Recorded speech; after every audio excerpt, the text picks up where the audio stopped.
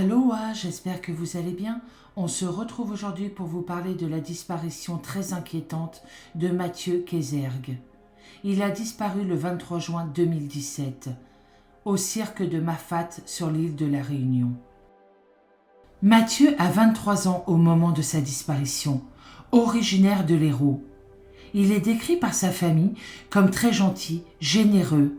Il s'assure toujours que ses proches se sentent bien, heureux. C'est très important pour Mathieu que sa famille soit fière de lui. Il ne veut surtout pas les décevoir. Mathieu exerce la profession de gendarme mobile. Pour vous expliquer un petit peu, la gendarmerie mobile est une subdivision d'armes de la gendarmerie nationale française, spécialisée dans le maintien ou le rétablissement de l'ordre. Dans ses missions quotidiennes, elle participe à la sécurité publique générale aux côtés de la gendarmerie départementale.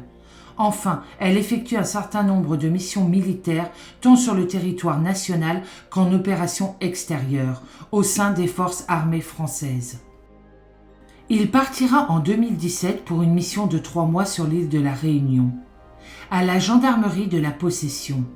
Il restera en contact régulièrement avec sa famille et ses amis.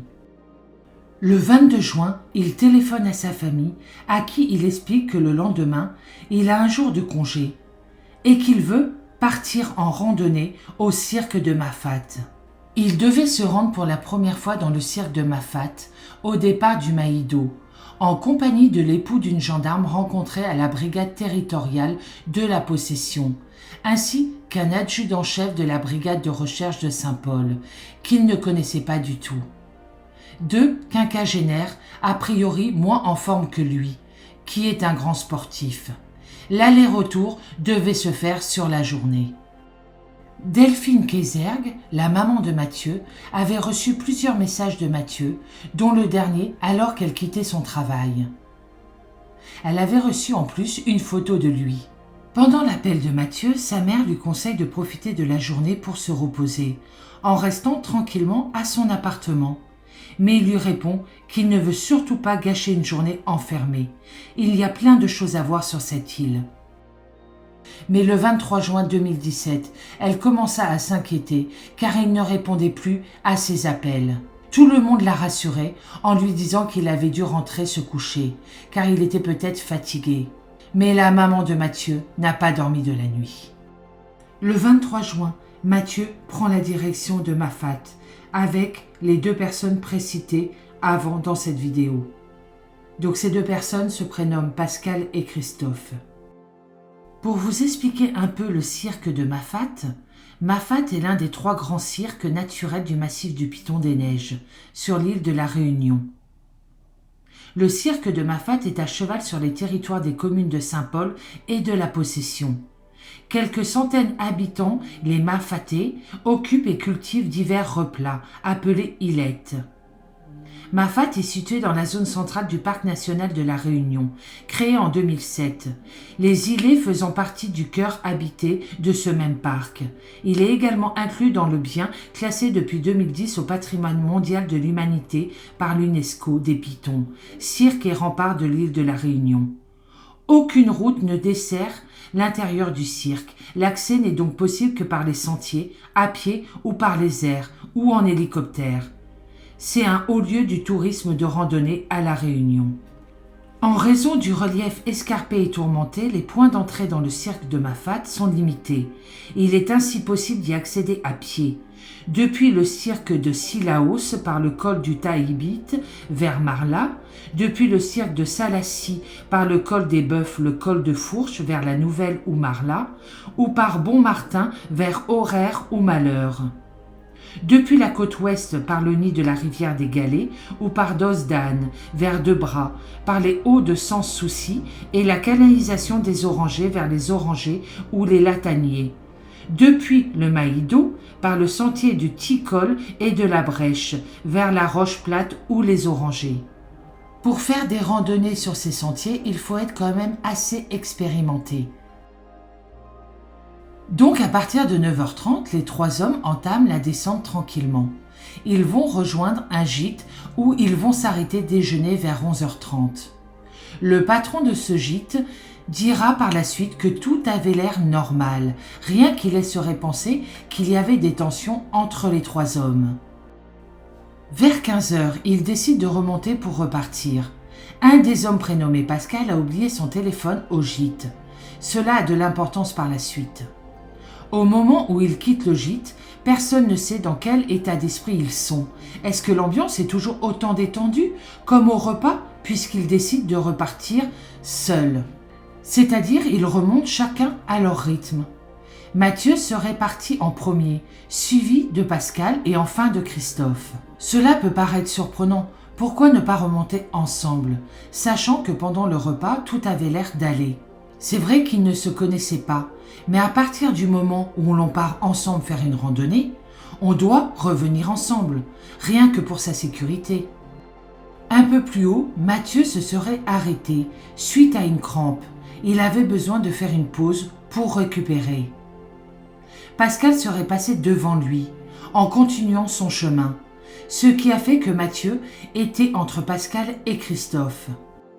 Vers 17 heures, c'est à ce moment-là que cela va devenir très étrange et inquiétant, puisque le portable de Mathieu, qui était inactif depuis 15 heures, commence à montrer plein de signes d'activité.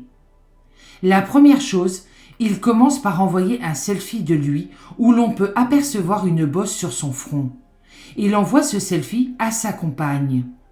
1 minute après avoir envoyé cette photo, il téléphone à Christophe qui est derrière lui, son compagnon de randonnée. L'appel durera plus ou moins 1 minute. Et selon Christophe, Mathieu lui aurait simplement fait part de sa joie d'avoir fait cette randonnée et qu'il espérait en refaire d'autres bientôt. Mais il n'aurait pas mentionné sa blessure au front.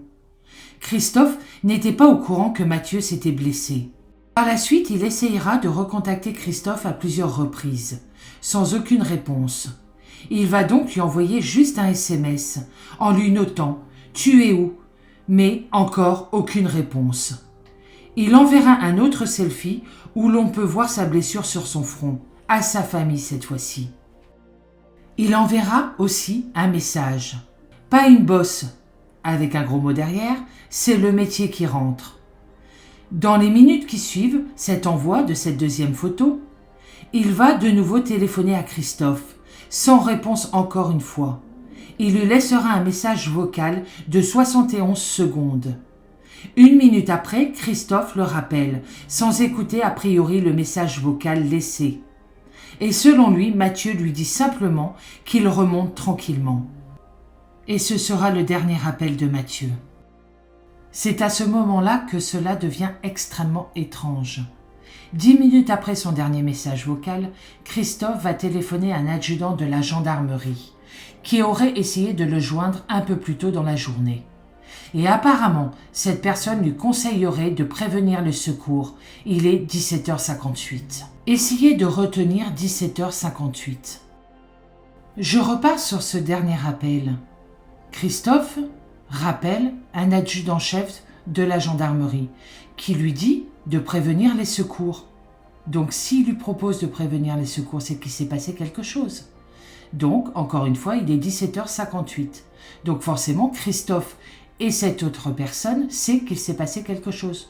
Donc soit Mathieu a disparu, soit il y a eu un accident, soit il y a eu quelque chose. On continue. Au même moment, Pascal, qui était en tête, arrive au parking. Il attend tranquillement que Mathieu et Christophe le rejoignent. Dans les minutes qui suivent, Christophe arrive à son tour au parking et s'étonne. Attention, et s'étonne de ne pas voir Mathieu, car il était devant lui. Il croise à ce moment-là un randonneur. Ils le prennent pour Mathieu. Il l'interpelle, mais cette personne n'est pas Mathieu. Il leur dira de n'avoir croisé personne. De là, ils vont attendre quelques minutes Mathieu. Ne le voyant pas arriver, Christophe essayera de le contacter sur son téléphone portable, sans aucune réponse. Le temps passe, la nuit tombe, la température baisse. Pascal ira dans sa voiture et Christophe retournera en arrière avec une lampe torche à la recherche de Mathieu, en essayant de nouveau de le contacter sur son téléphone, sans aucune réponse encore. Il va également appeler sa femme, qui est gendarme, à qui il va dire, je cite, « On a perdu le mobile ». Vers 18h45, le portable de Christophe coupe. Il n'a plus de batterie. Sachant que Pascal a oublié le sien, plus tôt dans la journée au gîte, il se retrouve sans téléphone. À 19h, Mathieu est toujours introuvable. Pascal et Christophe décident de partir. Sur le chemin, ils prennent le temps de s'arrêter dans une petite supérette pour essayer de trouver un chargeur de téléphone. Mais ce qui semble très étrange, ils ne demandent pas à l'épicier son téléphone pour prévenir les secours. Ils repartiront pour reprendre la route tranquillement. C'est à partir de 20h qu'ils arrivent à la brigade de la gendarmerie. Cela fait 2 heures que Mathieu a disparu. Entre 20h03 et 20h48, Pascal va essayer de joindre Mathieu sur son téléphone, à 6 reprises sans aucune réponse. Il va également avoir un adjudant au téléphone à qui il va expliquer la situation, mais bizarrement, l'alerte ne sera pas donnée. Pourquoi ne pas prévenir les secours? C'est incompréhensible. L'alerte va être donnée enfin, vers 20h54, par l'adjudant qui a eu Christophe au téléphone plus tôt dans la journée et qui lui avait déjà conseillé d'appeler les secours à ce moment-là. Dans la foulée, les 2 hommes vont retourner au cirque de Mafat. C'est seulement à ce moment-là que Christophe va écouter le message vocal que Mathieu lui a laissé. Pour rappel, ce message dure 71 secondes. Il va en écouter 20 secondes et il va le supprimer. Malheureusement, impossible de savoir ce que Mathieu lui a dit sur ce message. C'est seulement vers 23h que 2 gendarmes du PGHM vont commencer leurs recherches sur le sentier, jusqu'à 3h du matin, sans rien trouver malheureusement. C'est à partir du lendemain que les proches de Mathieu vont être avertis. Delphine Kézergue se souvient que c'est son mari qui a été prévenu le lendemain qu'il était introuvable. Le début du cauchemar pour cette famille. Mathieu se faisait une joie de cette randonnée, bien qu'il était fatigué. Il a dit à sa mère « Il y a tellement de belles choses à voir ». C'était un vendredi. Lundi matin, ils étaient dans l'avion pour La Réunion pour assister aux recherches. C'est le colonel du groupement de La Réunion qui a accueilli les parents de Mathieu, leur disant que tous les moyens possibles ont été engagés depuis le vendredi soir vers 23h. Patrouille pédestre, survol hélico, équipe cynophile de la gendarmerie et des pompiers. Après un débrief avec les secouristes du PGHM, ils ont effectué un survol du site et ont été déposés sur le sentier. Mais malheureusement, aucune trace de Mathieu. En tout cas, pas de traces matérielles. Même si les habitants leur disent qu'il ne peut pas être là, en ces lieux, car un corps attire très vite les rapaces, les mouches, là, il n'y a rien, même si un chien a marqué au niveau du point de vue du belvédère, où Mathieu s'est, semble-t-il, appuyé contre la rambarde lors de la remontée. La chienne, à qui on a fait sentir les draps de Mathieu, va s'arrêter 3 fois sur la route du retour. Elle marque au niveau du parking, puis d'un restaurant sur le chemin. Les parents de Mathieu sont convaincus qu'elle suit sa trace et que Mathieu est bien ressorti du cirque. Mais le maître chien, qui n'avait visiblement pas envie d'être là, dira qu'elle ne faisait que de se promener. Le maître chien, malheureusement, ne fera pas un gros effort de recherche, sous prétexte que son chien serait fatigué. Les recherches vont continuer quelque temps, mais la seule piste explorée par les enquêteurs est celle de l'accident. Pour eux, ils sont persuadés que Mathieu est tombé et décédé dans sa chute. Effectivement, au départ, cela peut être tout à fait possible, car les sentiers de cette randonnée sont extrêmement périlleux. Et on peut glisser, on peut se faire mal, on peut chuter, c'est souvent arrivé malheureusement. Mais il y a quand même 2 points qui sont extrêmement importants et qui vont à l'encontre de l'accident. Le premier point, c'est que les gens qui vivent sur place, comme je vous l'ai dit précédemment dans la vidéo, les Manfatais disent eux-mêmes aux parents de Mathieu que si un corps se trouvait là, des rapaces tourneraient. Cela a déjà été le cas. Et là, c'est pas possible. Il n'y a personne. Et deuxième point, toutes les personnes qui ont chuté mortellement lors d'une randonnée ont toutes été retrouvées. Les parents de Mathieu ont par la suite porté plainte pour non-assistance à personne en danger.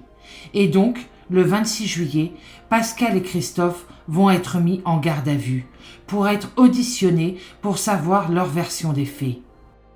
Les enquêteurs vont vite apprendre qu'ils ont menti. Par exemple, ils vont déclarer qu'ils sont arrivés au parking à 19h alors qu'ils étaient sur place à 18h. Ils vont le reconnaître qu'à partir de la 3e audition. Ils vont également dire que l'alerte a été donnée quand ils se trouvaient sur le parking et Christophe de son côté va être très évasif par rapport à ses échanges téléphoniques avec Mathieu. Dans un article, il est mentionné que Pascal, étant aussi gendarme, aurait rédigé lui-même son procès-verbal parce que l'officier qui l'interrogeait serait parti pour une urgence. Un peu plus tard, ils seront libérés pour faute de preuves. Dans les mois qui suivent la disparition de Mathieu, il n'y aura pas beaucoup d'avancées dans l'enquête et dans les recherches. Le 9 septembre, des témoins affirmeront avoir vu Mathieu dans le sud de l'île. C'est un groupe de personnes qui étaient en train de pique-niquer tranquillement dans leur jardin et un homme est entré discrètement avec une bouteille vide en leur demandant s'ils pouvaient avoir de l'eau. L'homme est reparti avec son eau.